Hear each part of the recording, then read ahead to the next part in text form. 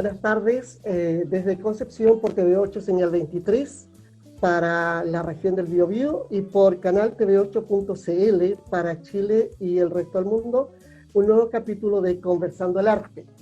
Hoy día nos convoca la danza.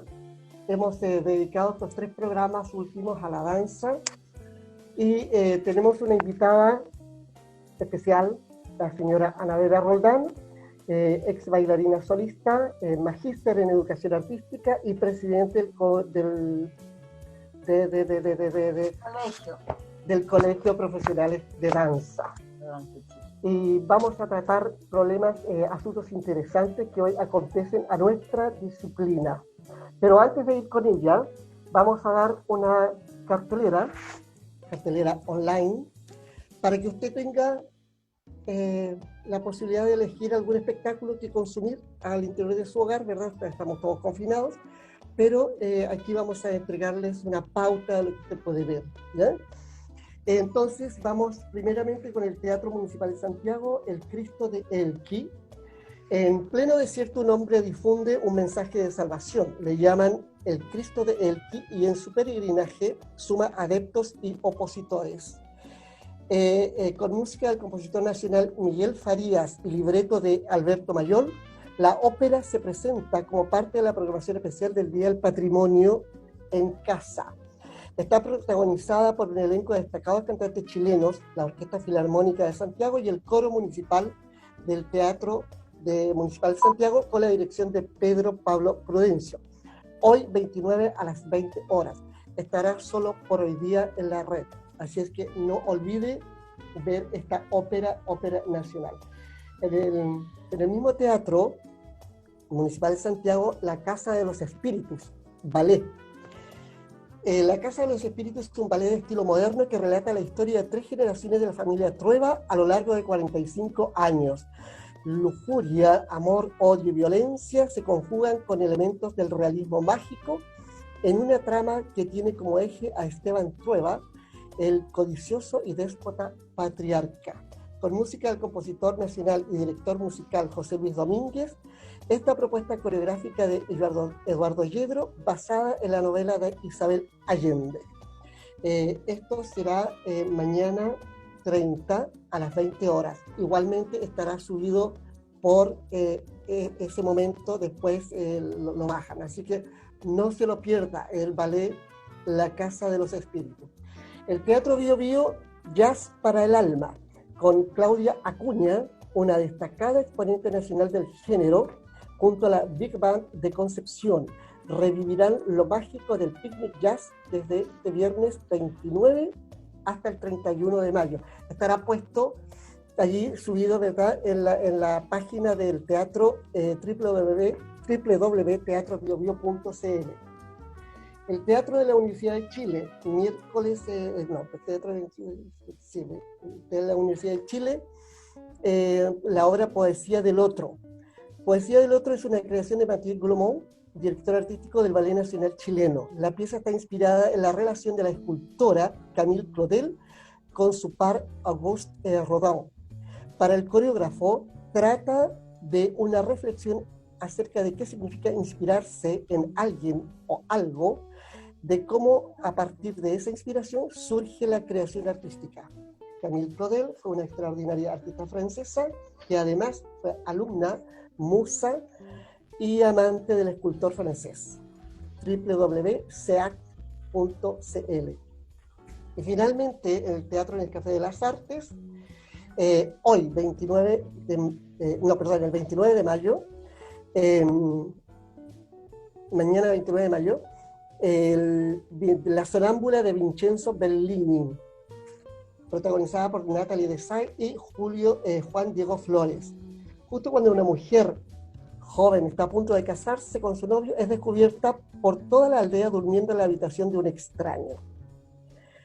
Natalie Dessay como Anina y Juan Diego Flores como Elvino se entregan a la magia del bel canto y a un despliegue vocal para fuegos artificiales en la producción de Mary Zimmerman, montada esto en 2009. Esta ópera se transmite directamente desde el Met, ¿ya?, desde el Metropolitan Opera House, en la dirección metoopera.org.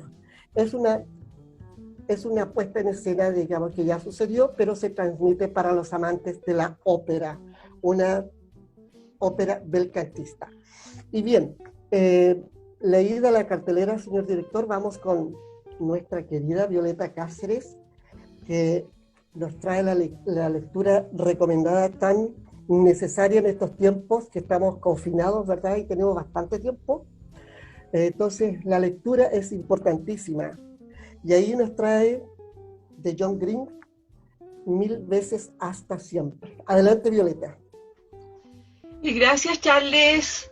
Un gusto de saludarles a todos. Anabela, un gusto de verla nuevamente. Andrés, Charles. Efectivamente, 1000 veces hasta siempre. Este es un autor juvenil.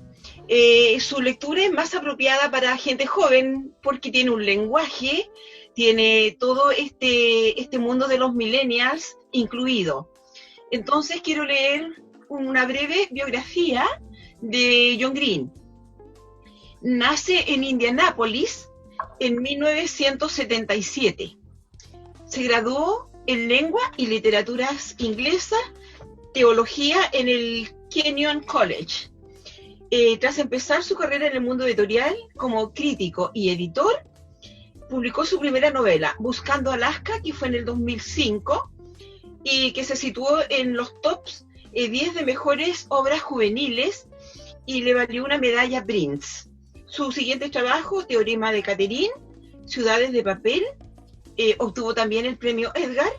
Lo instalaron como referente de la literatura juvenil y crossover. Su novela Bajo la misma estrella, que es del 2012, se ha convertido en uno de los libros más exitosos y leídos a nivel internacional. También ha sido finalista de Time Book Prize. Tiene variados libros como Ciudades de Papel, Buscando a Alaska, Teorema de Catherine y otros en conjunto con otras personas. Sus libros también se han llevado al cine. Entonces, voy a leer un parrafito de más o menos cómo va la pluma de John Green. Comillas. Supongo que me gusta tener que vivir dentro de un cuerpo, por absurdo que parezca. Y pienso que quizás en el fondo soy solo un instrumento que existe para convertir el oxígeno en anhídrido carbónico, un mero organismo en esta inmensidad. Y me aterroriza que eso que creo que es mi yo, entre comillas, en realidad no lo controle yo. Mira, seguro que te has dado cuenta ahora mismo, me suda la mano, aunque hace demasiado frío para sudar. Y de verdad odio que en cuanto empiezo a sudar, no puedo parar, entonces no puedo pensar en nada más, solo en que estoy sudando. Y si no puedes elegir lo que haces o en lo que piensas, quizás en realidad no eres real, ¿sabes? Quizás solo soy una mentira que me susurro a mí misma. Otro parrafito. Después les voy a comentar por qué he escogido estos parrafitos. Uno de los desafíos del dolor, tanto físico como psíquico, es que en realidad solo podemos abordarlo por medio de metáforas. No puede representarse como se representa una mesa o un cuerpo. En cierto sentido, el dolor es lo contrario al lenguaje. Quiero leerte algo que escribió Virginia Woolf. Comillas, la lengua inglesa capaz de expresar los pensamientos de Hamlet y la tragedia de Lear se queda sin palabras a la hora de describir el estremecimiento y el dolor. El dolor de cabeza, por ejemplo. La más sencilla colegiala cuando se enamora puede recurrir a Shakespeare o a Keats para que se explique por ella, pero pídele a un enfermo que intente describirle a su médico qué siente cuando le duele la cabeza, y verán cómo la lengua se agota de inmediato. Entonces somos criaturas que nos basamos tanto en el lenguaje que hasta cierto punto no podemos saber lo que no podemos nombrar. Cierro comillas.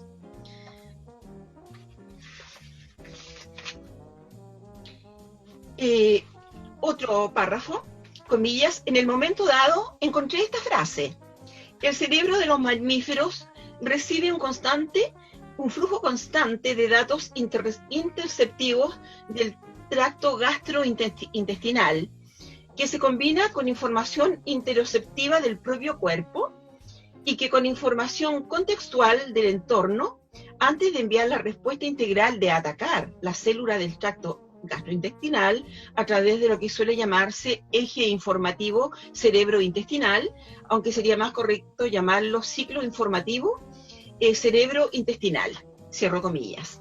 ¿Por qué he escogido estas frases? Porque este autor da cuenta de este trastorno obsesivo compulsivo, el llamado TOC, que está muy de moda entre los jóvenes, más de lo que uno quisiera saber. Entonces, él ha escrito en cada uno de sus libros alguna de estas enfermedades nuevas, es decir, no son nuevas, pero que están como de moda, que han resurgido en estos tiempos. Entonces, en este texto trata precisamente el trastorno obsesivo compulsivo, en otros trata otros trastornos, y lo va describiendo muy bien, está muy bien documentado, de aquellos síntomas, de aquel sentir de estos jóvenes cuando sufren estas enfermedades.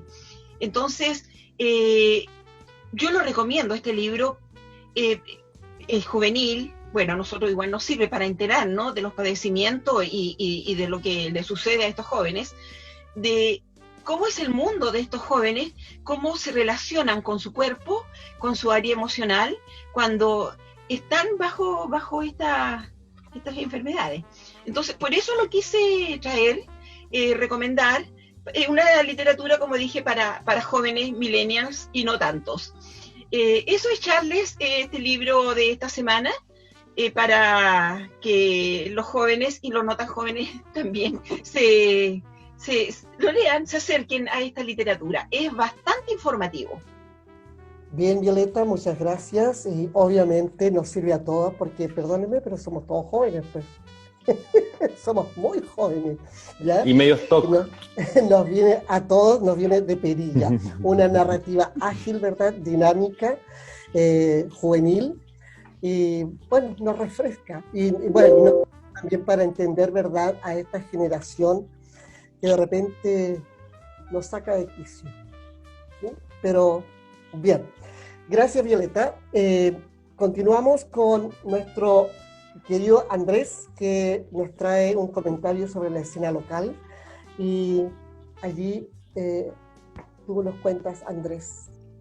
Claro, bueno, gusto saludarte, Charles, Violeta, Anabela, un placer compartir este espacio virtual, pero no por eso menos real, ¿cierto? Estamos acompañando a la gente en su casa y eso, al menos en lo personal, me hace muy feliz y agradezco este esfuerzo que se está haciendo de parte del canal y también de la producción. En ese sentido, hoy la idea es hablar de una persona, de una mujer en particular, que lamentablemente nos dejó la semana pasada, el 22 de este mes, pero que dejó una gran huella, una gran marca en la historia del teatro regional y también nacional. Me refiero a Mireya Mora Muñoz, o más las luces que dio vida al Teatro de la Universidad de Concepción, más conocido como el TUC. Ella participó durante 22 años, en más de 47 de un total de 84 montajes que se hizo en el TUC. Ella más de la mitad estuvo presente, por lo tanto podemos decir que marcó realmente, o fue una pieza clave dentro de este teatro que marcó un momento histórico que llegó a ser referencia a nivel nacional. Recorrieron todo Chile, estuvieron también en Uruguay en un momento en una gira. Y bueno, del TUC quiero hablar un poquito, para poder entender la importancia de la figura de la Yeya, porque si hablamos del TUC tenemos que hablar también de algunos actores connotados hasta el día de hoy, como Delfina Guzmán, ¿cierto?, que son conocidos incluso por las generaciones más nuevas, o Fernando Farías también, que fue parte del elenco del TUC. Pero no solo eso, o sea, entendamos que el TUC inicia su primera obra en el 45, en ese año, con La zapatera prodigiosa de Federico García Lorca, que fue dirigida por Stitchkin, ¿ya? Él era abogado, era parte del departamento de Derecho, pero asumió la dirección del TUC en sus primeros años, el que termina por profesionalizarse en 1951. En 1950 la Yeya participa en su primer montaje, que fue La vida es sueño, de Calderón de la Barca, y que fue dirigido por Jorge Elliot. La misma Yeya dice que en el teatro vivió sus momentos más felices. Recuerda con nostalgia en alguna de sus entrevistas que la obra Población Esperanza de Isidora Aguirre y Manuel Rojas fue una obra inolvidable con la que estuvieron de gira en Uruguay, en un festival de teatro. Ahora, ¿qué es lo que pasó con el TUC? Es una historia que nos lleva a pensar también, y aquí voy a entrar en un terreno de opinión, nos lleva a pensar qué pasó con el teatro penquista. La historia de la Yeya nos invita a pensar qué pasó con el teatro de Concepción, porque esto funcionó hasta el 73 de corrido, con grandes obras, con una gran relevancia nacional. Tenemos que también, no podemos dejar de lado el efecto que tuvo el terremoto del 60, que terminó por derribar la infraestructura que había alojado el teatro de la Universidad de Concepción, a raíz de ese segundo terremoto, porque el 39 ya había sufrido un terremoto y fue reestructurado, pero el 60 ya no se pudo, y se tuvo que mover a su ubicación actual al frente de la plaza, el Teatro de Concepción. Y ahí hubo todo un desmembramiento de este teatro, muchos actores, actrices tuvieron que se desperdigaron por aquí y por allá, pero sin embargo ella siguió trabajando hasta el 73, hasta el último día de trabajo del TUC. Y en ese contexto nos preguntamos, y yo me pregunto, ¿qué pasó? ¿Qué pasó después del 63 con el teatro regional? ¿Tardamos cuántos años en volver a reestructurarnos, a que existiera este espacio de expresión artística tan importante como es el teatro?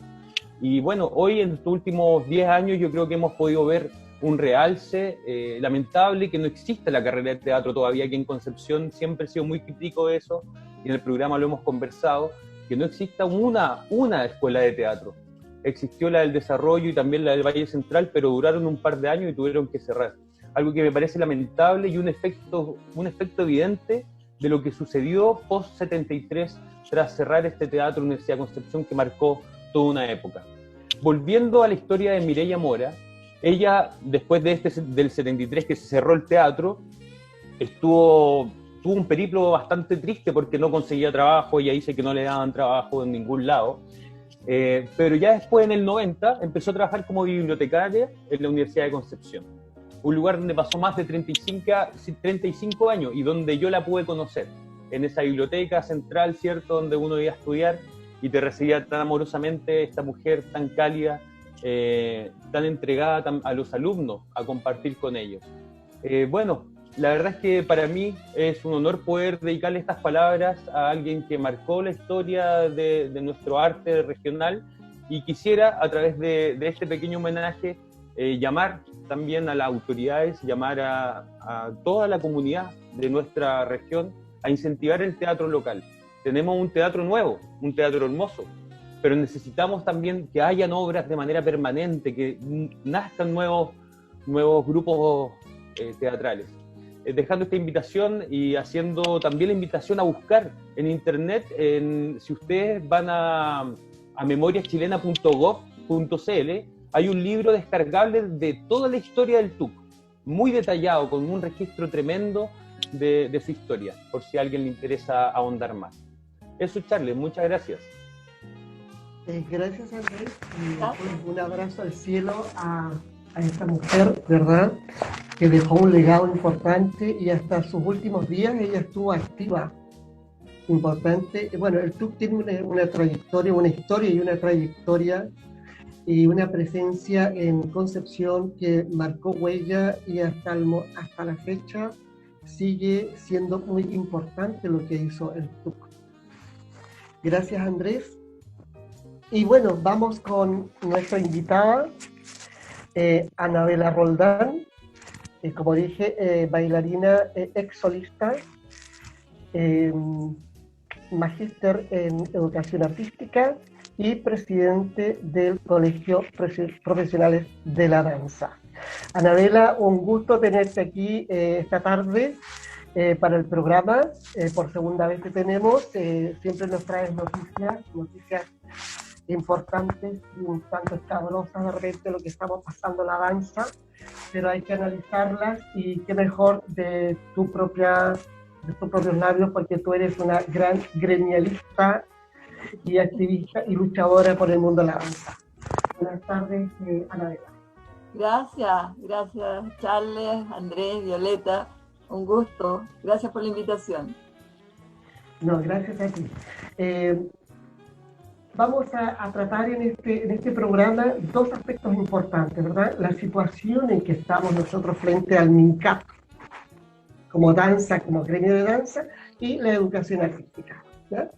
Veamos primeramente... esos temas. Perdón, a ver, yo sí me equivoqué. Me mandaste lejos de la cámara, pero creo que el micrófono también. Ya. ¿No se oye bien? Sí, no, sí se oye bien. Me tengo que acercar un poquito, ¿ves? Digo que son dos inmensos temas, Charles, inmensos. Sí. Vamos a bordearlos nomás de lejitos en esta oportunidad. Son muy grandes.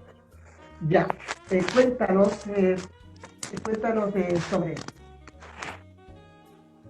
Bueno, son los dos temas que están gravitando fuertemente en nuestro medio, ¿no? Y tienen que ver con los aspectos formativos que también Andrés estaba mencionando al mencionar la figura de esa mujer notable de Concepción. Porque nosotros en danza, Andrés, Violeta, Charles lo sabe, pero ustedes en danza tenemos un tremendo vacío, y es que nuestro país carece, y desde siempre, no desde que el régimen militar o desde que no sé qué, no, desde siempre, la danza en Chile carece de su nivel de formación inicial. Y bueno, y es fácil entender esto en el sentido que la danza tiene que ser iniciada de trabajo infantil. Temprana, en formación temprana. Se trata de construir desde el cuerpo, nuestro cuerpo de todos los días, el que habitamos todos los días, ¿verdad? Que crece, en un niño crece todos los días también. Se trata de a partir de ahí construir un Stradivarius, un instrumento perfecto, ¿no? Que es el cuerpo de un intérprete. Ese es nuestro instrumento, el instrumento, a diferencia del músico que lo termina el ensayo, limpia su flauta de plata y la mete en la caja, o el violín, o en fin, cierra la tapa del piano. Nosotros los bailarines no cerramos el instrumento, ¿verdad? Seguimos viviendo con él la vida cotidiana, la de todos los días. Pero la construcción de este instrumento debe empezar temprano, a los 9 años de edad. Bueno, y lleva por lo menos 8 la construcción del instrumento. Lo menos, exactamente. Esa etapa nosotros nunca la hemos tenido resuelta en Chile. Así de coja está nuestra profesión, nuestro arte. Y si logramos hacer algo, y hemos tenido figuras señeras, ¿no es cierto?, en el ámbito de la danza, desde que hay reportes, es, creo, pura y simplemente porque somos un país de gente talentosa. Lo creo a esta altura de la vida, pero totalmente, somos un país de gente de mucho talento, ¿no? De mucho talento y de las cosas aún con la adversidad encima, ¿verdad? Pues como eso, como no tener resuelta una formación del instrumento cuerpo, que es lo fundamental de un artista intérprete, de un bailarín. Bueno, a pesar de eso, decía, ¿no es cierto?, hemos logrado tener figuras señeras, no solamente en el desarrollo del país, sino también en el exterior. Bueno. Importantísimas, grandes figuras, exactamente. Violeta, ¿querías preguntar algo? Sí, Charles, gracias por el pase. Yo no puedo dejar de felicitar a Anabela por su intervención en la Cámara de Diputados en defensa de la danza, pero yo me sentí identificada porque también me sentí defendida como artista escritora, porque fue muy asertiva en todos los puntos que ella ahí tocó. Entonces, encuentro que tocar esos puntos sería fabuloso, como por ejemplo, me llamó mucho la atención que los artistas no tenemos esta ficha social que es para todo el mundo. Sin embargo, nosotros, por ser artistas y tener algún grado académico, no podemos acceder a nada de eso. Entonces, quisiera tal vez que se explayara un poco en eso y cómo, si hay atisbos de alguna resolución para ese tema.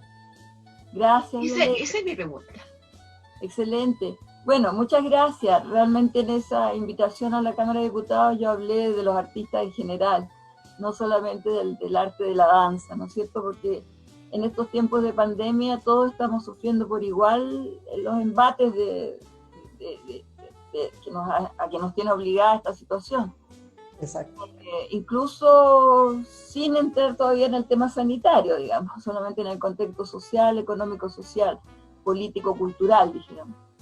Bueno, mira, realmente en mis tiempos, porque yo soy dirigente gremial desde el año 70, que era bailarina solista del Teatro Municipal, pero en paralelo creamos el primer sindicato de artistas de danza del país, pero era un sindicato cerrado, un sindicato de empresa que se llamaba La Altura, porque solamente aglutinaba a los bailarines del Teatro Municipal. Bueno, en esos años, decía yo, se hablaba de la pobreza con piso encerado. ¿Les dice algo? Porque siempre pensamos en la pobreza de la población, ¿no es cierto? En esa altura los niños pobres andaban a pata pelada, lo que dijo tan hermosamente nuestra Gabriela, los piececitos de niño, ¿no? Pies desnudos. Ahora hay ropita usada, ¿no es cierto? Ahora no se ve la pobreza así como se veía en esos años. Bueno, se hablaba de la pobreza de piso encerado. Y creo que, lo aludo porque creo que es nuestra situación en general. Los artistas, ¿no es cierto?, vivimos una pobreza de piso encerado, como se decía en la época. Tal vez no vivimos en la pobla, tal vez no, qué sé yo, no estamos en una mediagua o en una toma, pero igual vivimos una tremenda pobreza porque estamos marginados de la sociedad. No se ha llegado a entender, que es lo que yo defendí ese día en la Cámara de Diputados, que somos trabajadores del arte.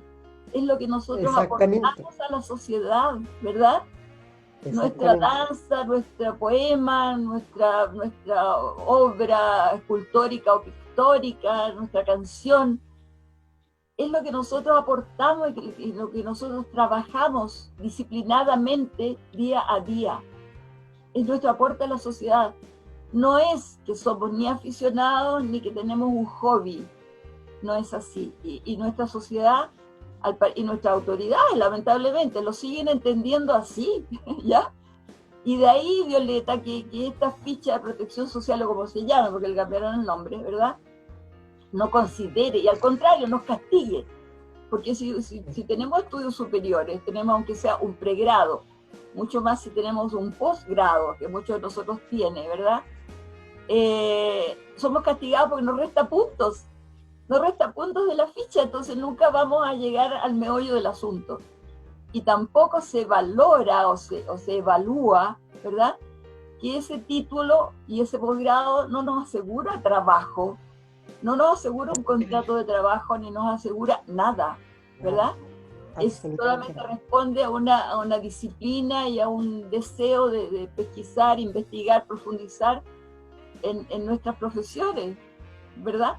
Pero muchas veces somos cesantes, permanentes, trabajadores ocasionales, de pololo, de boleteo, y eso, con nuestros títulos y nuestros pregrados y posgrados, digamos. Bueno, ese fue el punto. Y respondiendo a tu pregunta concreta, Violeta, no hay respuesta, porque esto no es ahora que lo dije por primera vez, ¿verdad? Lo venimos diciendo mucho antes de esta irrupción social, mucho antes lo venimos diciendo, pero no se acoge. Ni siquiera que realmente el mensaje iba para nuestra ministra, la ministra de Cultura, porque es ella la que tiene que defender este aspecto de nosotros como arte y como profesión, ante los otros ministerios, ante el Desarrollo Social, ante el Ministerio del Trabajo, Hacienda, Economía. Tiene que ser la ministra de Cultura la que ponga el punto, ¿verdad? Porque si lo pone anónimamente la Violeta, el Charles, el Andrés, la Anabela, ahí llega, ¿no? Entonces es un llamado, un apelo. Te apelamos, ministra de Cultura, a que defiendas nuestro ser de trabajadores, el artista trabajador. Eso. Sí. Bueno, y partiendo de la base de que ni siquiera o sea, está la ignorancia, porque ellos no sé cómo trabajan o cómo han trabajado todos estos años frente a la cultura, porque no existe todavía un catastro de nuestra disciplina, de todas las disciplinas. O sea, ¿cómo son capaces de entregar dineros y generar trabajo para quién si no saben a quién lo están entregando? Eso es absolutamente inaudito, no solamente de ahora, de siempre. No, eso no existe. No, bueno, o sea, no existimos. ¿Puedo profundizar un poquito en eso, sí, Charles? Porque es vital ese punto que Charles levanta, que también fue algo que levanté en esa oportunidad en la Cámara de Diputados. Parece inconcebible, porque la institucionalidad cultural, bueno, hoy ministerio, ¿cierto? Pero comenzamos en 2003 con la creación del Consejo Nacional de la Cultura y las Artes, 2003, o sea, ya vamos para las 2 décadas, ¿verdad? Claro. Y resulta que todavía hoy no hay un catastro ni del arte ni de la cultura, ni del hacer artístico de cada una de nuestras disciplinas, ni del hacer cultural. ¿Cómo es posible, como dice Charles, cómo es posible que un ministerio diga que trabaja en un ámbito desconocido, no cuantificado? No saben quiénes somos, qué hacemos, qué ropa lo hacemos, entre comillas, muy chileno, ¿verdad? Con qué formación, digamos, con qué bagaje hacemos lo que hacemos, dónde estamos. No lo saben, no existe esa información. Pero y han pasado casi 20 años y nuestras autoridades no han sentido la necesidad. Es posible eso, compañeros. Es posible. Es increíble. Habla de una ineptitud, de una inconsistencia increíble. Y me hago cargo de mis palabras, por favor. Sí. Anabela, pero disculpa, Charles, si nosotros vemos, por ejemplo, quién es la actual ministra de Cultura, Consuelo Valdés, ella es arqueóloga y su trayectoria está ligada a los museos, a la administración de museos. ¿Cuál sería el perfil que requeriríamos para que realmente fuéramos interpretados por alguien en ese ministerio? Como tú bien dices, es la persona que tiene que llevar la voz de los artistas hacia el gobierno, una voz que, a pesar de que pataleamos harto, no se nos escucha. Entonces, ¿qué tipo de personas necesitamos ahí? No, Andrea, ahí yo no estoy de acuerdo contigo en que pataleamos harto. Yo creo que somos extremadamente pasivos. ¿Sí? Bueno, pero respondiendo a tu pregunta, sí. Lamentablemente, fíjate que ese no es el punto, Andrés, porque si tú ves de los 5 ministros, dijéramos, los que han estado el periodo completo, pues no los que han sido un fin de semana, ni los que no alcanzaron a cumplir el año, ¿cierto? De los 5 ministros de Cultura que hemos tenido en esta casi veintena de años, 3 han sido actores profesionales, 3. Bueno, también ningún otro arte ha sido representado, solo actores, entre paréntesis. Y sin embargo, no ha habido la respuesta necesaria ni en este ni en muchos otros aspectos. Entonces el tema no está ahí, realmente. Y si tú tienes paciencia de escucharme un poquito más, yo te digo cuál es el problema, porque también los viejos tenemos ese problema, ¿ya? Que a través de los años acumulamos certezas, ¿ya? Exactamente. Una de mis certezas quisiera compartirla con ustedes, que es una especie de diagnóstico de esto que nos pasa. Sí, Violeta. Por favor. Oye, hay que remontarse en la historia, compañeros, porque realmente si ustedes piensan cómo se creó esta institucionalidad cultural, el Consejo Nacional de la Cultura y las Artes, creado el 2003 en agosto, el 21 de agosto para ser exacta, se creó cambiándole el nombre a la División de Cultura, una de las 5 divisiones del Ministerio de Educación en la altura. ¿Ya? Y fue una movida maestra, porque se venía, estoy hablando del 2003, ¿cierto? Insisto, se venía desde el año 90, desde el primer gobierno que vino al llegar esta difícil democracia que hemos tenido, se venía hablando de la institucionalidad cultural, se venía intentando, había habido comisiones nacionales, la primera fue del año 90 mismo, pues, del presidente Elwin y el ministro Lagos. Bueno, el primer informe, la primera propuesta de institucionalidad cultural.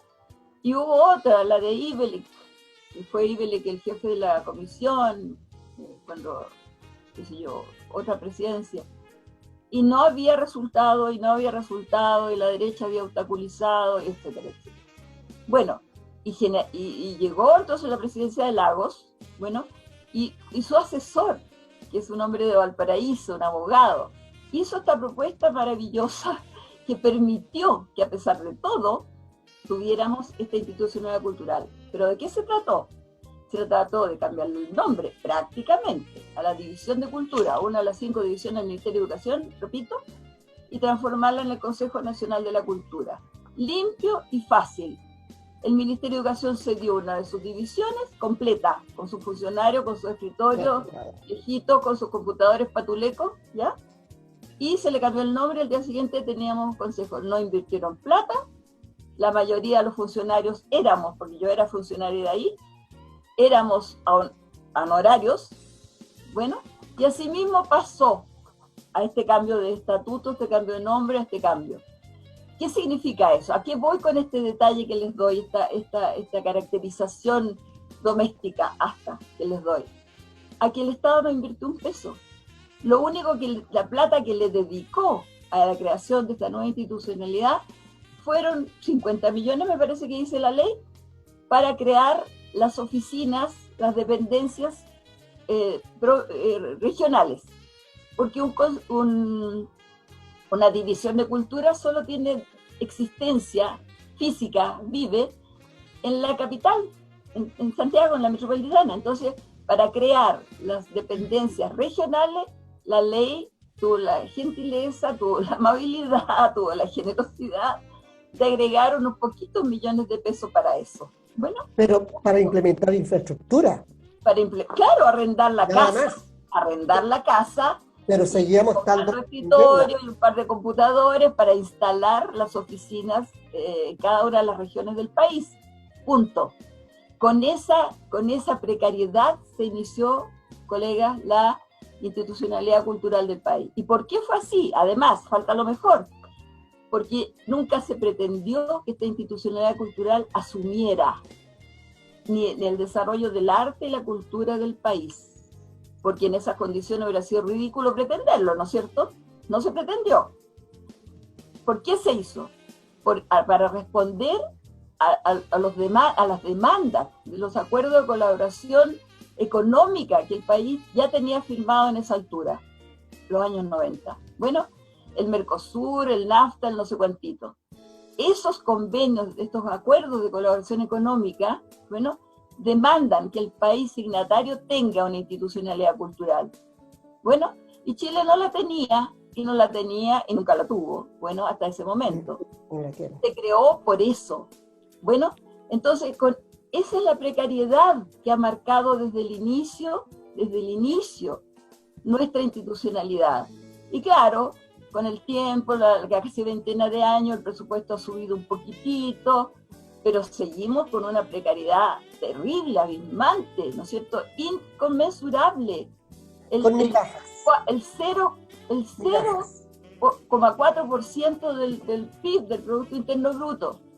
Y la estimación es que por lo menos debería ser más del doble, el 1%, para que pudiéramos, más o menos, podemos parar una institucionalidad cultural que responda a las necesidades de un país.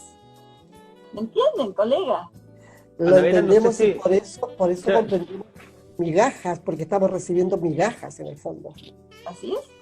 Ana Vera, no sé si te entiendo bien lo que nos tratas de decir, pero Tú dices que no se trata de las autoridades que nos están representando, sino que la institución misma, no hay interés en que la institución misma tenga un aporte real en mejorar la cultura. O sea, no hay un interés de fondo. No, que no hay interés. Si no hay interés, él no tiene los medios. No, si falta dinero, falta plata, falta Pero medios. alguien tiene que poner el dinero ahí. Para ponerlo tiene que haber interés. El Estado. ¿Y por qué no lo hace? Pero por eso digo que nosotros los artistas somos repasivos, porque esto que te estoy diciendo, que debiera ser Vox Populi, que debiéramos todos estar en la calle alegando, bueno, no ahora que no podemos salir a la calle, pero en esta veintena de años, ¿qué hemos hecho por eso? Solamente hemos alegado contra una figura de un consejo antes de un ministerio hoy que no hace la pega, pero sin llegar a entender que la pega se hace con plata. Bueno, y no se puede, no es, entonces, vuelvo a decir, no es el problema de la persona que está a cargo de la institución, es el problema de la falta de medios que desde el inicio se le ha asignado a esta tarea. Violeta, tú querías hacer una tarea. Sí, yo quiero agregar algo. Yo pienso que esta desafección por el arte es una epidemia, es un mal endémico en Chile. Cultural. Porque siempre ha sido el arte tratado como aquello que nace en forma, como generación espontánea. Sí. Tú no trabajas para hacer un poema, no hay trabajo allí. Entonces, y lo digo con conocimiento de causa, porque yo trabajé en una institución y estuve algo relacionada con el arte, y sin embargo, la única vez que pedí que se me reconociera mi título, se me negó. Entonces, no hay ningún incentivo de agregarte un porcentaje de sueldo porque tienes un título. Eso no existió. Y si yo hubiera sido activa y hubiera reclamado, me habrían desvinculado, pero mucho antes desde el momento que lo hicieron. Entonces, esta es una mentalidad que existe en las autoridades no sé si de colegios, pero de universidades, donde si tú haces arte, eso no es pagado. Te pagan por las otras cosas que tú puedes hacer, pero no por estar haciendo gestión en relación al arte. Eso no ocurre. Entonces, la mayoría tenemos que hacer nuestra propia gestión, buscar los dineros de nuestro bolsillo, juntándolos, por ejemplo, para editar un libro. Sí, claro. Porque tampoco el Consejo del Libro y la Lectura, yo creo que los evaluadores y los jurados, como son gente jóvenes, no tienen la experiencia y el conocimiento de gente que ya tiene un bagaje, ¿no es cierto?, para poder reconocer quién es quién en las artes. Entonces, de pronto te mandan por ejemplo, te rechazan un proyecto y te colocan los motivos, y los motivos son irrisorios. Sí, claro. Entonces, eso a uno le hace pensar que allí tampoco hay gente idónea para catalogar y para revisar todos los trabajos que se mandan. Y si tú no accedes, ¿no es cierto?, por algún motivo a este concurso, ¿cómo publicas? No, claro. Sí. No hay cómo. Entonces, eso es lo que yo digo, esa mentalidad que hay en la mayoría de las personas de que el arte nace por generación espontánea, yo creo que hay que cambiarla. En la mentalidad hay que cambiarla, de que es un trabajo, de que necesita constancia, perseverancia, que hay que dedicarle tiempo. Formación. ¿No es cierto? Bueno, claro, primero, porque estás trabajando con la neurona. Bueno, y entonces ahí necesitas de tiempo para eso y investigar también. Absolutamente. Absolutamente. Y ahí hay que trabajar fuertemente la formación primeramente con nuestras autoridades, con esas mentes. O sea, hay que no solamente trabajar, hay que formarnos y transformarlo, porque desgraciadamente llegan viejos a gobernar, entonces hay que transformarnos, ¿sí? Pero es prioritario esto, porque mientras sigamos gobernados por personas que no tienen idea, no tienen parte de la cultura, difícilmente... No lo tengan. Bueno, los otros miembros del gobierno, entiendo. Bueno, es un problema cultural, Charlie, en el globo, ¿no es cierto? Llegamos a un problema cultural, ¿verdad? Lo que dice Violeta, la resolución que hace Charlie respecto de nuestra autoridad, de su formación, de su sensibilidad respecto a este tema, por ejemplo. Bueno, es un problema cultural, porque si nos damos cuenta, Andrés, que la institucionalidad cultural en Chile parte el 2003, y cómo parte, ¿cierto? Todos los años anteriores, desde 1810 en adelante, dijéramos, tomando en cuenta solamente eso, solamente la etapa republicana de nuestra nación, y no para atrás, ¿no es cierto?, el bagaje de nuestros antepasados, los que estaban aquí antes de la llegada de los españoles. Digo, si tomamos solamente de ahí, bueno, ¿cómo existió, cómo sobrevivimos hasta el 2003? ¿Se dan cuenta? Sobrevivimos sobreviviendo, sin institucionalidad ninguna. Si ustedes piensan en el desarrollo de las artes en nuestro país, ¿quién lo asumió? La Universidad de Chile en los años 40. Y esto es un hecho extremadamente sorprendente en el contexto internacional.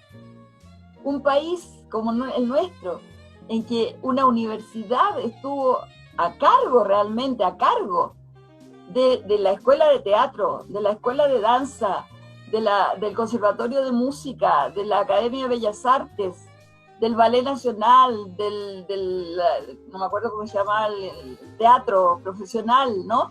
No solamente de las instituciones, ¿cierto? Una universidad.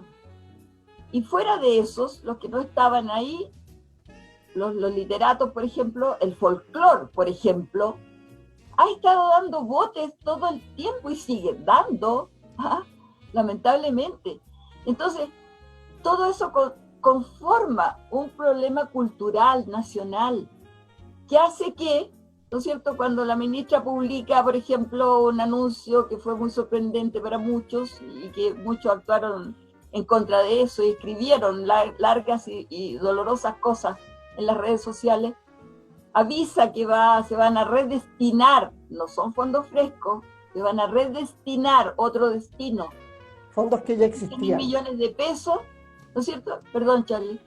Fondos Salen columnistas a decir que cómo están malgastando plata en estos tiempos en los artistas. ¿Dónde se ha visto gente que escribe eso? Pues, por favor. Bueno, personas de la Universidad Católica con título y demás, bueno, habla de un problema cultural. Bueno, y ese problema cultural, ustedes saben lo que cuesta sacar problemas culturales, no es una veintena de años. Bueno, y para colmo, con una institucionalidad cultural tan precaria que no llega a ilustrar lo que podría ser, lo que debería ser el arte y lo que merece el talento nacional. Bueno, entonces estamos metidos en un círculo vicioso terrible, terrible de cerrado. Bueno, perdón, ahora que estamos en esta pandemia, sí, ¿qué es lo que está salvando la situación? Hay una oportunidad. ¿Acaso no es el arte? ¿No son los libros para leer? ¿No es el cine? ¿No son los espectáculos de ballet? ¿No son las obras de teatro a las que uno puede acceder, ¿no es cierto?, por la televisión o por el internet? Claro. ¿Qué está salvando nuestro país en este minuto? ¿Qué está salvando nuestra salud? Nuestra salud mental. Es el arte. Entonces, ¿cómo no lo entienden de esa manera? Siempre ha sido así. Violeta, no lo entienden, espontáneamente no lo entienden. Hay que decírselo. No lo entienden, definitivamente. Y dentro de esto, la educación artística desde los primeros años, como tú resaltabas en un comienzo, es clave, porque si no te inculcan, el aprender como una prueba, el amor hacia el arte desde que tú estás en tus primeros pasos, después ya cuesta mucho. O sea, si tú ves que leer poesía lo hacen solamente una alta alcurnia de súper elevadas personas que entienden un lenguaje complejo, tú vas a decir, ese no es mi mundo, me alejo de ahí, no pertenezco a eso. Sin embargo, si tú desde chico llegas y dicen, oye, mira, escribe un verso, y te sale, no sé, mi mamá me quiso, y tú dices, mira, puedes escribir poemas. empieza a generar otra relación. Exacto. Yo Otra creo que reflexión. el arte es necesario bajarlo de ese pedestal y Exacto. tirarlo a todo el territorio. Bueno, Andrés, gracias por el pase, gracias, porque en el origen de todo, yo le vuelvo a decir, de mis convicciones de anciana, bueno, en el origen de todo está lo que Andrés dice, o sea, en la medida que no tengamos el arte en la educación, en el currículo escolar de todos, bueno, no, porque la literatura, claro, aparece en la etapa media de nuestra educación y como leer ciertos autores y hacer un informecito o un listado de los premios nacionales, digamos. No, de niño, cuando que formaste la palabra la P con la A y la P con la A y dijiste papá, bueno, escribe algo respecto de tu papá, ¿no? Canta algo, dibuja algo, bueno, baila algo, ¿cierto? Desde parvularia, ni siquiera desde primero básico, desde parvularia debiera estar el arte, ¿no es cierto? Y para que esté, tiene que cambiar todo. Tiene que cambiar el currículum de las parvularias para que ellas entiendan que lo que están haciendo y cómo lo tienen que hacer definitivamente. Y hay que incorporar al currículum de la formación, el sistema educativo en general, incorporar, de verdad, incorporar, no a nivel de tallercitos, patulecos, ocasionales, boleteados, ocasionales, prescindibles, no, curricular, a pedagogos en literatura infantil, pedagogos en la parte infantil también, porque en Chile nunca se han formado esos pedagogos, pues. Los profesores de arte son de media, ¿se han fijado en eso? Los que existen. Los que son de media. Precisamente en música y en visual, que son las únicas dos disciplinas que el currículum ha reconocido históricamente, compañeros. Históricamente, nunca fue mejor, nunca. No hemos dado cuenta de eso. Entonces, esos pedagogos debiera haber especialistas en el arte, pero en el nivel infantil, y especialistas en el nivel medio y en el nivel superior, pues no es lo mismo darle una clase ni de danza ni de literatura, entiendo, a un niño de 6 años en primero básico que a un adolescente en media, pues, no es lo mismo. Tenemos que especializarnos en eso también. O sea, esa es la magnitud del cambio que tenemos que hacer, esa es la magnitud. Y de ahí, porque no se trata de hacer, ¿no es cierto?, un concurso de genios ni de premios nacionales, no se trata de ampliar el ámbito de la sensibilidad, del entendimiento del ser humano, en términos de desarrollo humano nomás, eso es el arte. De ahí, claro, van a surgir los que tengan las aptitudes especiales, los que sigan y los que se profesionalicen, pero es solamente desarrollo humano lo que necesitamos en ese currículum, a eso tenemos que aspirar, y tendrá que haber la escuela especializada para aquellos niños, y en tanto que niños develen los talentos para tempranamente especializarse en algo, ¿verdad? Pero imagínate todo lo que hay que hacer para llegar allá, imagínate.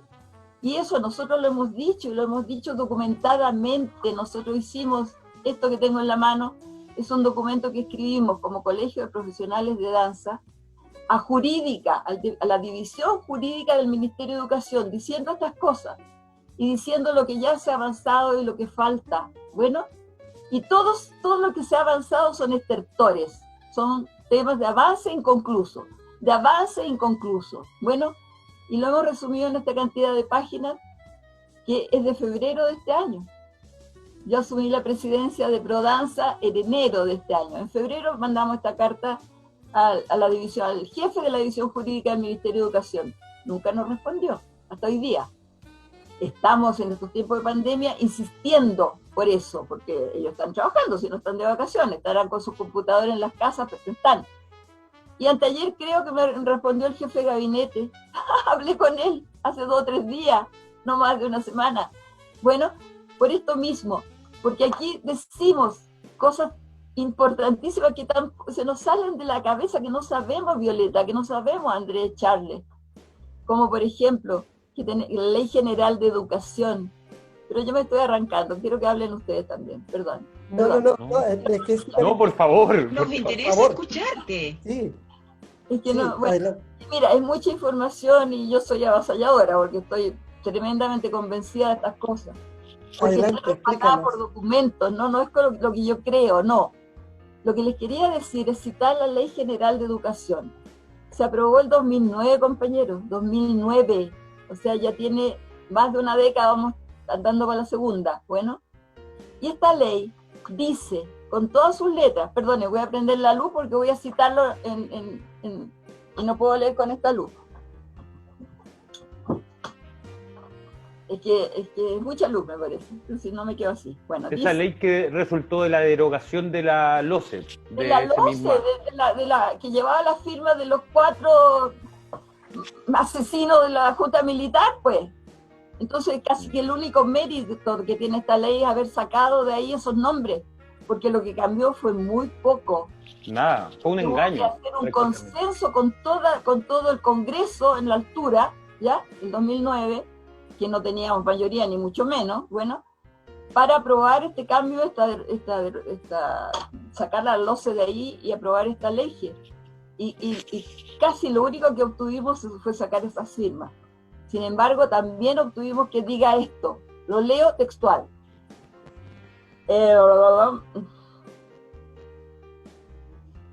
Dice,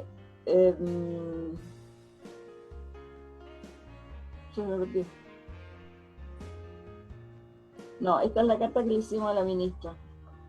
Aquí está. Dice, la Ley General, título 1, artículo 20, estipula que, comillas, en Chile existen 3 modalidades de enseñanza media. 2 puntos. La científico-humanista, la técnico-profesional y la artística. Todos sabemos, porque la hemos hecho, ¿no es cierto? Seguramente la humanista científico. La técnico-profesional la sospechamos y la artística no existe. La ley lo dice el 2009. Y dice más, dice, la formación diferenciada artística está orientada a la formación especializada, definida en términos de perfiles de egreso, 4º medio eso, ¿no? En las diferentes áreas artísticas de interés de los alumnos. Lo dice la Ley General de Educación. ¿Nosotros los artistas sabemos de esto? Hemos exigido Del interés del alumno, no que el del... Estado diga que esto es mentira o que el Estado lo cumpla, pues, porque una ley de la República aprobada por el Congreso, bueno, y es mentira. La educación, la enseñanza artística no existe y todos lo sabemos. Sin embargo, lo dice desde el 2009 y nosotros los artistas ni siquiera lo sabemos, mucho menos lo hemos defendido, lo hemos pataleado, bueno, y siguen pasando y seguirán pasando las décadas si es que no nos activamos, compañeros, y esto es el colmo. Aquí cabe, por lo menos, hacerle una acusación constitucional al ministro de turno, pero ya han pasado varios a los cuales le hubiera cabido esto, porque no se está cumpliendo la ley, no se está cumpliendo la ley. Entonces, o se cumple la ley, o derogan la ley, pero ¿hasta cuándo nos contamos cuentos entre nosotros mismos y no nos respetamos de esa manera? ¿Hasta cuándo? ¿Se dan cuenta del volumen que esto tiene, compañeros? Sí. Bueno, yo puedo compartir con ustedes este documento, bueno, que es un resumen de los hitos de donde tenemos que pararnos para patalear. Bueno, y existen esos hitos, así como existe la ley que no tenemos ni idea los artistas que estamos ahí, que debiéramos estar, de verdad, de verdad. Bueno, hay otros temitas aquí que son igualmente legales, que existen y que son de donde tenemos que afirmar el pie para pararnos y exigirlo. Pero Ahora, un buen punto de partida el que planteas de lo que habla en esa ley, sin duda, un buen punto de partida. sí. Ahora, Anabela, porque bueno, esa es la situación en que estamos, pero tenemos que crear la instancia para que se nos escuche, para que se solucione esto. ¿Qué es lo que tú ves? ¿Cómo lo ves? Desde cómo está la orgánica en este momento, ¿cuáles serían los puntos que tenemos que hacer? Yo siento, por un lado, que gran parte de esto, si bien es culpabilidad, digamos, del Estado, del gobierno, pero yo creo que los mayores culpables somos nosotros mismos. Hemos sido nosotros mismos y hemos dejado pasar muchas cosas y no hemos alzado la voz. En este momento tú estás alzando la voz por la danza y por muchos otros, y realmente, como decía Violeta, fue tremendamente emocionante escucharte el otro día en esa intervención en la cámara, porque... Y eso que no dije esto, Bueno, claro, no hubo tiempo para decirlo. por eso mismo, porque yo creo que grandes culpables hemos sido nosotros mismos. Pero bueno, Una, porque trabajamos... un poco duro, yo creo que la misma lucha por la vida, en las condiciones en que se desarrolla nuestro arte, hace eso. Por eso lo tiene problema cultural, Charles. Porque la lucha por la vida en las condiciones del país es inclemente. Es realmente esta pobreza de piso encerado que aludí antes, en una terminología antigua, ¿verdad? Es la que vivimos, todos. Entonces, bueno... En estos tiempos de pandemia tiempos de pandemia se ve eso, o sea... claro, lo evidencia. ¿Cómo estamos a la deriva? Lo evidencia, lo pone en evidencia. Es lo que nosotros vivimos. Y como estamos acostumbrados a eso, la verdad, nuestro cotidiano lo construimos así. Es la elección que hacemos cuando optamos por tomar, hasta incluso estudiar una carrera universitaria, ¿verdad? De este tipo y no otra, más productiva, entre comillas. Bueno, estamos acostumbrados y esa lucha nos encierra tanto, nos demanda tanto que nos hace perder, entonces, incluso esta idea necesaria, porque quiero responder a tu pregunta, Charles, ¿qué hacer? Yo creo, otra vez desde las convicciones de esta anciana, que el camino que nos puede conducir a algún tipo de éxito son nuestras organizaciones gremiales. Nosotros, ¿de dónde nos podremos parar? Nosotros nos estamos parando, los artistas de danza, nos estamos parando desde las organizaciones gremiales.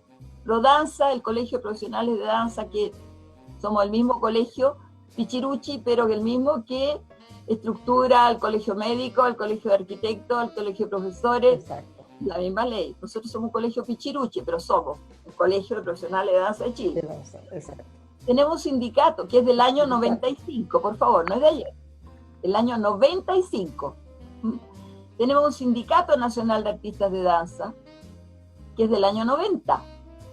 Bueno, tenemos una asociación de flamencos de Chile, la FLACH, que son los bailadores de flamenco. No está vigente, pero tuvimos un colegio de pedagogos en danza. No está vigente, pero estamos tratando ahí que los colegas se atrevan y que se pongan vigentes de nuevo. Tenemos un sindicato de bailarines que es el mismo que yo creé el año 70 en el Teatro Municipal. Bueno, le doy el ejemplo de nosotros, danza, que es lo que yo conozco. Desde nuestras organizaciones gremiales estamos tratando de pararnos. Y cito solo las que tienen personería jurídica, porque también tenemos un tremendo, no sé, ideitas en esto de que no a la personería jurídica, de que no a hacer nuestro inicio de actividades, en que no muchas cosas, pero esta es la sociedad que vivimos. Y estas demandas tienen que ser respaldadas por instituciones legales. Bueno, y creo que en el caso de todos ustedes, la SECH, la Sociedad de Escritores de Chile, la APECH, todas las organizaciones, ¿no es cierto?, los músicos, los gremios de artistas, desde ahí tenemos que dar la pelea, compañeros, desde ahí. Y si nos unimos, realmente tenemos mucha fuerza. Podríamos tenerla. Hagámoslo, por favor. Y en todo el país, no solamente en la región metropolitana, en todo el país, también ha estado despertando el país. Y ha estado despertando, como tú empezaste a decirlo al comienzo del programa, Andrés, de temas que fueron señeros, como el Teatro de la Universidad de Concepción, ¿no es cierto?, que tuvo este bajón en los 70, ¿por qué lo tuvo? Está clarito, por la ignominia del régimen militar, ¿cierto? Pero tenemos historia, tenemos que recuperarnos, tenemos que volver a pararnos, tenemos que armar nuestras organizaciones o adherirnos a las organizaciones nacionales, pero hacerlo y ya, ahora, por favor. Es verdad, o sea, bueno, ahí está justamente en que tenemos que reagruparnos, unirnos y con un propósito común, porque basta, por eso yo decía, mucho tiempo hemos acarreado agua para nuestro propio molino, y ha sido tal vez por esto mismo, esta dificultad, ¿verdad?, de que es tan difícil, porque como no estamos insertos, no se nos reconoce, el que logra tener un trabajo lo agarra, lo toma, lo cuida, y muchas veces eso significa tener que darle la espalda a tu compañero. Justamente, y eso se tiene que terminar. Eso tiene que terminar, porque finalmente estamos todos luchando por el arte. Carles, igual creo que hay otro tema. La semana pasada tuve que entrevisté a una poeta y ella me decía, y es algo general, que a ella le cuesta decir que es poeta. Y si dijera que es algo, diría, soy escritora, no artista. Porque los artistas, la cito textual, están ligados a otras cosas, como la pobreza, como el carrete. Esas dos cosas que me dijo así de manera espontánea, yo me quedé pensando y dije, bueno, mientras pensemos que un artista es eso, estamos fritos. Mientras los poetas no tengan la capacidad de decir, oye, mira, yo soy poeta, que vayan a una reunión y digan, yo soy poeta, un músico, yo soy músico, que sintamos... No basta decirlo, ¿ya? No sé, te interrumpí, discúlpame, yo soy No, por favor, no, si más que nada quería decir que necesitamos sentir orgullo por nuestras profesiones. Sí, yo escuché esa frase y me llamó la atención, lo dijo Bárbara Calderón. No, Yenten. Wenten, perdón. Ya, me llamó la atención porque eso de, como, si digo esto, no soy considerado. Qué triste. ¿Sí? Qué triste. Sí, tienes toda la razón, Andrés, pero también pasa que en esta espontaneidad a que nos conduce todo esto, porque ya, esto es un circulito bien cerradito, ¿cierto? En la cual hay mucha espontaneidad, ¿verdad? Porque tampoco tenemos tan claro, los profesionales, que ser profesional demanda una formación. Bueno, entonces... Bueno, ya se probó en los 90, cuando la División de Cultura en la época, en la altura, Claudio Girolamo, hizo un catastro de los artistas, pero de manera espontánea. Entonces, ¿qué se hizo? Un afiche en las calles diciendo, si usted es bailarín, si usted es artista, inscríbase. Entonces, claro, la gente fue y se inscribió, pues. A cualquiera que le gustaba bailar cueca en las fiestas familiares, es un bailarín, pues. ¿Me entiendes? Entonces, esa espontaneidad no puede ser así. Tiene que saberse que ser bailarín, ¿qué significa ser bailarín? ¿Cuáles son los parámetros para tú ser bailarín? Primero, profesional o no profesional, porque ambos existen y ambos son válidos. Sí, pues. Esa es una diferencia importante. ¿Qué es un poeta profesional? No sé, que publicó algo ya, que ganó algo, un texto, que tiene cuarto medio rendido. No sé, parámetros. Tenemos que levantar los parámetros de nuestras profesiones, no existen, ¿ya? Salvo, supongo, las que están en el currículum escolar, que son música, pero también hay cualquier cantidad de músicos espontáneos que son, escucha, el mismo Víctor Jara, pues, el Víctor y la Violeta, nuestros señeros no pasaron por ni una escuela ni una universidad y guitarreaban por los campos, ¿verdad? Y es por ahí que yo creo que nuestra profesión o nuestras profesiones se definen por nuestro trabajo, por el oficio. Sí, bueno, pero tenemos que levantar esos parámetros, a eso voy. Si yo no me estoy fijando solo al trabajo académico, de ninguna manera. Pero tenemos que levantar los parámetros. ¿Me entiendes? Y no lo hemos hecho. Entonces, bueno, pero para ir en defensa de lo que tú dices, o sea, de realmente valorarnos y ser orgullosos de lo que somos. Porque nosotros los bailarines no solamente somos los curados, los farreros, también somos los homosexuales y las putas, pues, queridos. También para la sociedad muchas veces hemos sido eso, ¿ves? Bailarina, dudosa reputación, ¿ya? Bailarín. Entonces, terrible. Claro, si eso todos lo vivimos, todos lo sabemos, pero te fijas que el constructo otra vez, ¿de dónde tiene que venir? Del sistema escolar. Sí, que todo confluye ahí.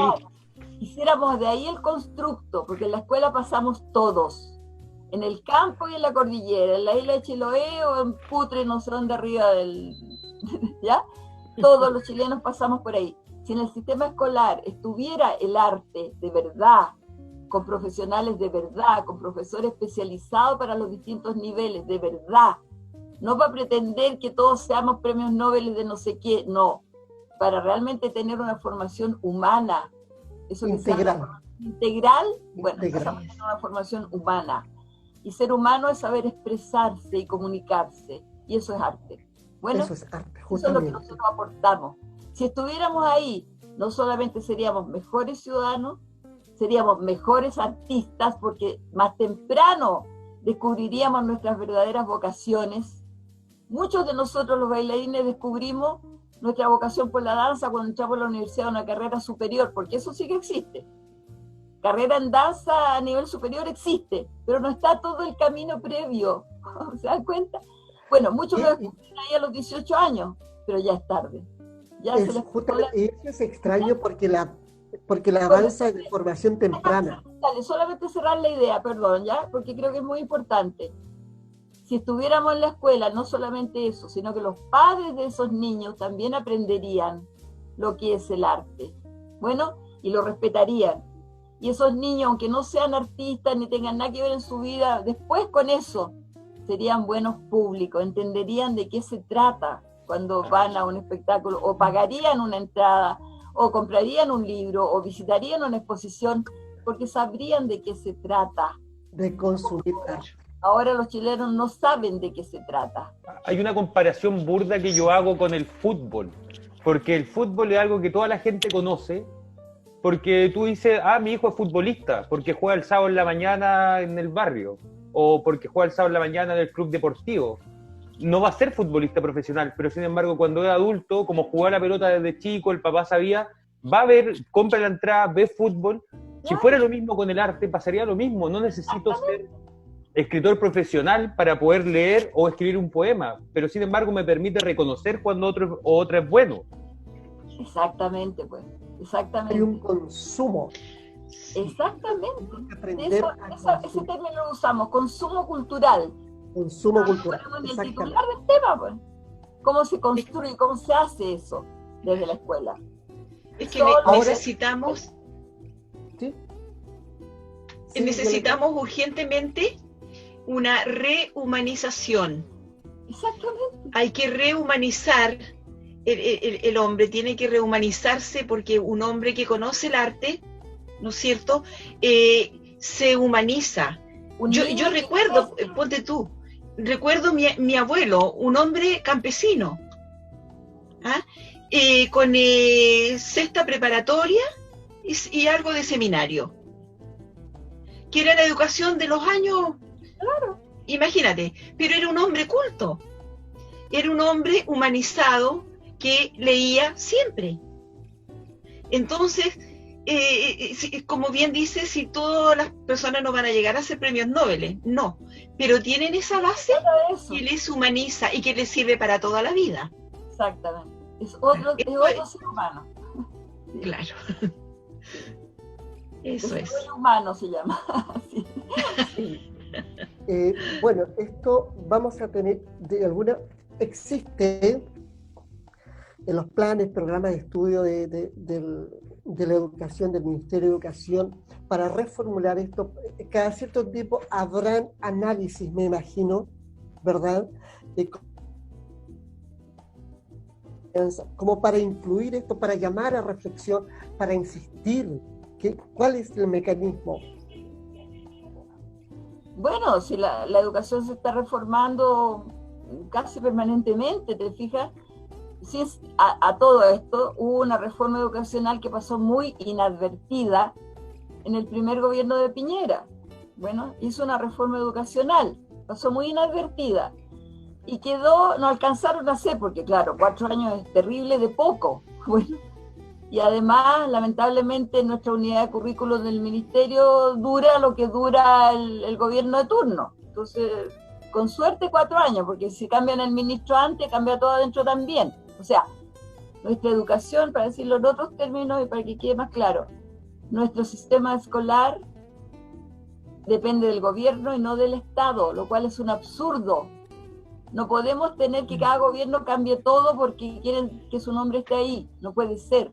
No, Tenemos que tener políticas de Estado, en educación, en salud, no de gobierno, que además son de 4 años que no se alcanza a hacer nada. Bueno, ya, entonces, por la magnitud de los problemas, pues bueno, ya, esta reforma educacional, que es la última que tuvimos y que pasó muy inadvertida, fue en el primer gobierno de Piñera, ¿cierto? 2010. No alcanzaron a hacer tercero y cuarto medio. Y eso es lo que empezó a pasar, a cobrar la cuenta de quedar inconcluso y que se viene hablando de eso desde el 2017, compañeros. Y es lo que acaba de, que el año pasado, por favor, el último acuerdo del Consejo Nacional de Educación es de mayo, 15 de mayo del 2019. Bueno, lo traigo a colación, ¿por qué? Para redondear esta idea que estaba ahí respecto de cómo se hace. Bueno, el Consejo Nacional de Educación aprueba las propuestas del Ministerio de Educación. Bueno, ya, esto fue una entidad que realmente reflotó la Junta Militar y que sigue existiendo. Y yo creo que no es malo que exista, porque ahora es una cosa técnica, no es lo que fue en aquellos tiempos cuando la crearon. Bueno, ese es el proceso. Y para ejemplificarlo, quiero decir algo que sí quería decir en este programa y para el cual Charles me invitó, es respecto de esta incorporación en tercero o cuarto medio de la danza y el teatro. Por primera vez en la historia de la educación chilena, la danza entra al currículo escolar. A partir de este acuerdo del Consejo Nacional de Educación sobre una propuesta preliminar hecha por el Ministerio de Educación, bueno, se incorpora la asignatura de danza, bueno, y de teatro, pero yo voy a hablar de danza en este caso, al currículo escolar. Bueno, hace un año, exactamente el 15 de mayo del 2019. Poco se supo de esto, porque realmente, ¿qué es lo que estuvo en la calle? Estuvo en la confronta, en la polémica, el alegato de historia. Ustedes lo recuerdan muy bien, porque eso sigue abierto. Historia alegando porque en este mismo decreto pasó a ser opcional lo que era obligatorio en nuestra historia de país. Bueno, y ellos han estado alegando un año entero, y supongo yo, porque este decreto todavía está en trámite. ¿Me creen ustedes? Un año después el decreto todavía está en trámite. Todavía no se publica ni en el diario oficial ni en ninguna parte. Sigue en trámite. Y yo creo que es a causa de los pataleos de los colegas de historia. Porque ahí hubo premios nacionales alegando y en la calle y qué sé yo, y un año han estado trabajando en eso, pidiendo que se derogue esto.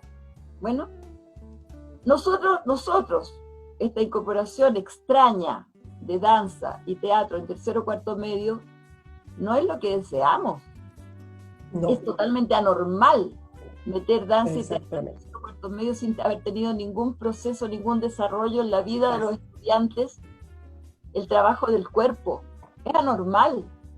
Y además es peligroso que entre en una altura en que los jóvenes en esa altura estamos todos enredados, desconformes con nosotros mismos, con los padres, con las hormonas revueltas, con el mundo, ¿no es cierto? ¿Qué momentos son esos? Todos lo hemos vivido, lo podemos recordar con facilidad. Que entre danza y teatro es anormal, ¿no es cierto? Ese programa debiera ser tremendamente cuidadoso para hacerse cargo de ese momento, ya que no hay ningún antecedente de desarrollo preliminar en la vida de esos jóvenes. Bueno, sin embargo, bueno, el Ministerio lo hizo como siempre hace, sin consultar a nosotros, la gente de los gremios del arte, ¿no? Los profesionales del arte. Los profesionales, sí. Bueno, tienen su especialista. Ya, pero no para ahí el tema, ¿no es cierto? Esa es la manera como se hace. Bueno, y tiene estos problemas, pues. Que como se hace tampoco es como se debe hacer. El ministerio cerradito ahí, que hace sus cositas y que las aprueba, y que después cuando la sociedad se entera, empieza a patalear porque no es así como se debiera haber hecho. Bueno, así es nuestro sistema. Por lo tanto, los cambios que hay que hacer solamente desde la Constitución, colegas. Desde la Constitución tenemos que rehacer este país. No nos queda otra. Y aquí no vengo con un discurso del 18 de octubre, no. Simplemente llegamos a esta conclusión después de este análisis pormenorizado de lo que nos pasa a nosotros los artistas, de cuál es nuestro rol en la sociedad por este entorno cultural que se ha cultivado en siglos de existencia, por lo menos republicana, de esta tierra nuestra, ¿verdad? Y cómo salir de esto. Entonces, la verdad es que esto no es ninguna arenga en pro de los postulados del 18 de octubre, no, pero regamos a la misma realidad. O sea, aquí las cosas hay que reformularlas desde la Constitución, porque como el Ministerio de Educación trabaja, y como todos nuestros ministerios trabajan, ¿verdad?, no tenemos cómo salir, porque la Constitución es la que pone la primera corrida de piedra, pues. De ahí empezamos a construir, estamos amarraditos, oleados y sacramentados. Y eso hace muy atingente todo lo que nos planteas, considerando el momento histórico en el que estamos viviendo, más allá de la pandemia, donde está la opción de repensarnos. Y sí, pues. ¿Queremos poner el arte como en el eje de Chile? ¿En qué posición de nuestro país vamos a dejar el arte? Es muy necesaria la reflexión, y en lo personal agradezco mucho el trabajo que hace Anabela, recordándonos y haciendo el trabajo a veces menos grato, que es recolectar datos y hacérselo llegar a voces muchas veces, o sea, a oídos muchas veces sordos. Exactamente. Bien, bueno, Anabela nos ha hecho una exposición tremenda, grande. Estamos llegando al final del programa. Gracias por toda esta información, porque nos deja pensando, y aquí cada uno tiene que hacer su reflexión y aportar, porque aquí es de todo, esta es tarea de todos. Reflexión, acción, por favor. Sí, reflexión, acción. Exacto.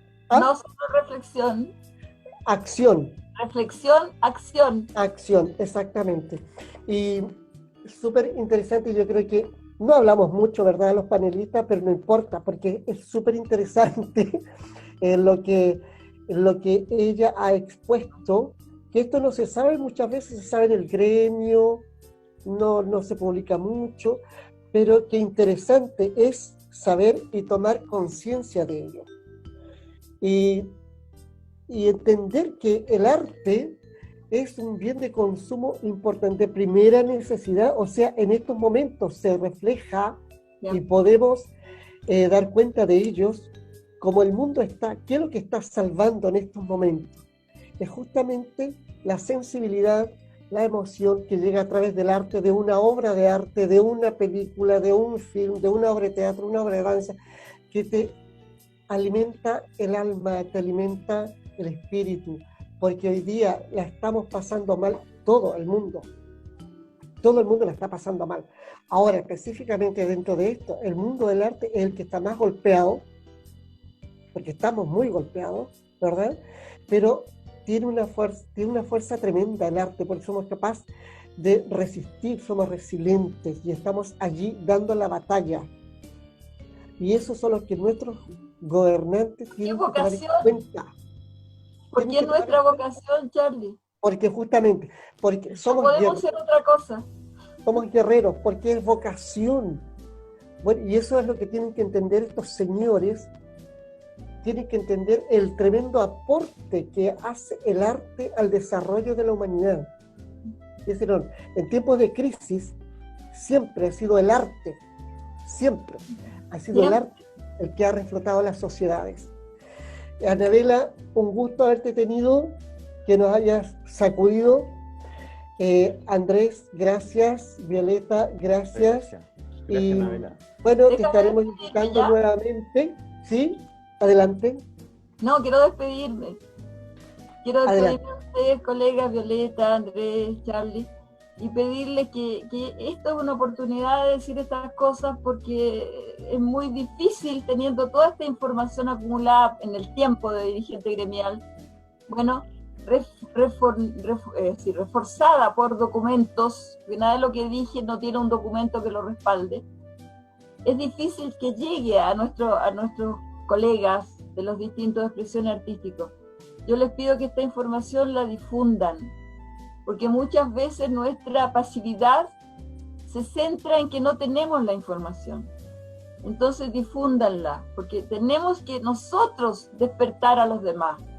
Bueno, y solamente difundiendo, porque todos estos son hechos. Bueno, y está donde pararnos para realmente dar la pelea y recuperar el terreno. Existe. Bueno, así como existe esta ley, existe. Tenemos solamente que hacerlo. Entonces, muchísimas gracias. Muchísimas gracias. Y por favor, reflexión, acción. No solo reflexión. Bueno, gracias. Bien. Gracias a ti, Anabela. Como he dicho, lo bueno de este canal es que apunta por el arte, ¿ya? Es algo que ellos han asumido solo. Como lo dije anteriormente, este programa no tiene auspiciadores. Es el canal el que asume tener un programa de arte. Así es que gracias Violeta, gracias Andrés, Anabela, un beso. Gracias, director. Y ahí me está mirando feo que me pasé. Ya, vámonos. Nos vemos el próximo Muchas gracias. jueves. Saludos. Con una nueva entrevistada con la señora Luz Lorca Balmaceda del Teatro Municipal. Chao. Chao. Chao.